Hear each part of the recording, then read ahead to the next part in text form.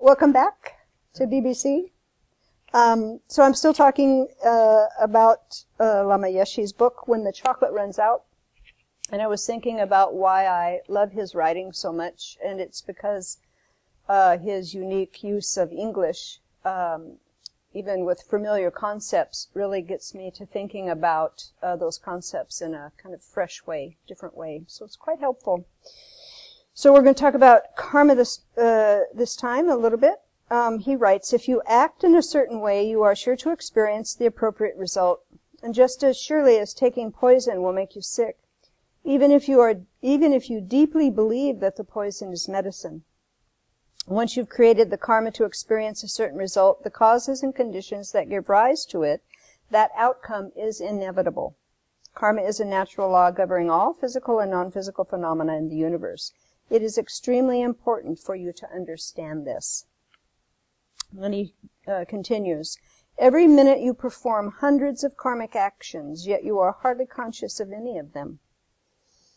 In the stillness of meditation, however, you can listen to your mind, the source of all this activity.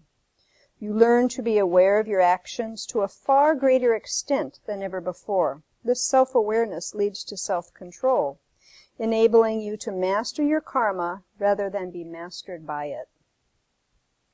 So I think this is so important and so helpful, how a consistent meditation practice, it just seems to kind of naturally build this awareness in the mind that when there's a disturbing situation or something I label a problem coming up, taking it to the cushion and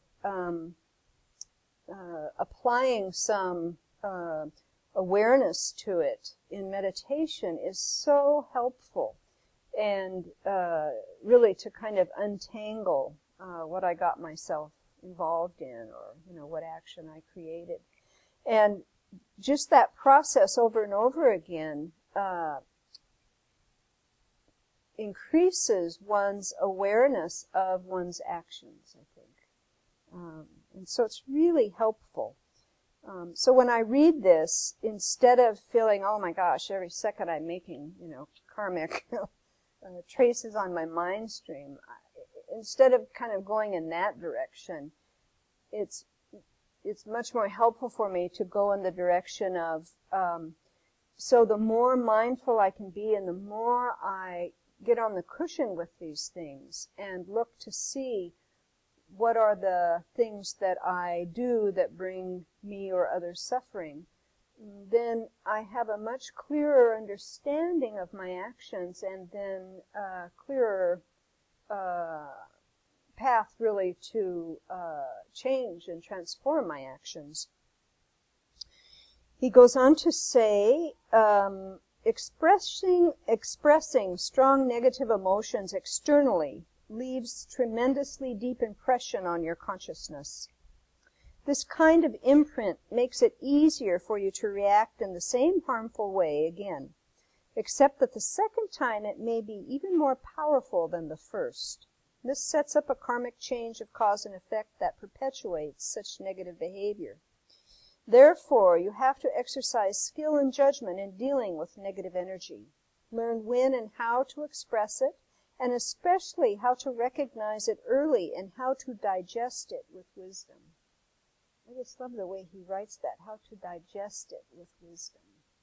So really paying attention to the three doors, our body, speech, and mind, and especially mind when things come up, instead of just letting, my mouth open and blurt things out, to really think about it for a minute. And the only way that I've found to be able to increase that ability is through meditation practice, through sitting on the cushion and watching my mind, so that I can see when these disturbing things start to bubble up.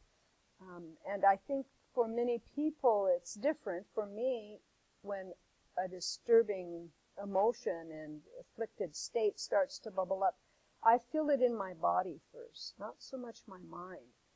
And I would have never come to that if I hadn't sat on the cushion and gotten some information about really my internal world and how I operate.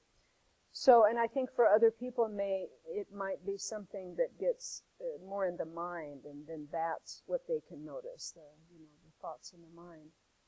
But whatever it is, the point is to recognize it as early as possible, because if you recognize it very quickly, then you can turn the mind. If you don't, and it builds, then, it just, pops out. Not such a good way. So may we really have a strong determination to keep meditating so that we can really get to know our internal world, so that we can transform our minds and bring forth kind of this natural kindness and compassion that we all have within us.